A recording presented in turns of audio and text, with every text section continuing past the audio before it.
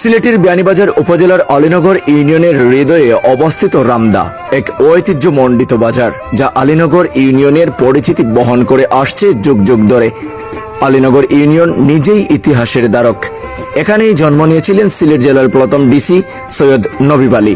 তাই এই জনপদের গর্ব আর ঐতিহ্য আলাদা মাত্রা যোগ করেছে পুরো সিলেটকে।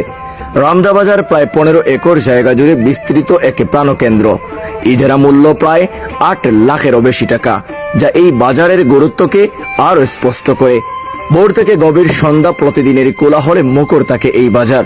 এ বাজারের বিশেষত্ব হলো সিলেটগামী অসংখ্য দূরপাল্লার বাস সহ নানা রকম গাড়ি এই স্থান ছুঁয়ে যায় প্রতিদিন। রামদা একদিকে ইতিহাস, অন্যদিকে অর্থনীতি। এ যেন এক জীবন্ত ঐতিহ্য, যা আজও সমানভাবে স্পন্দিত করছে সিলেটের জনপদে।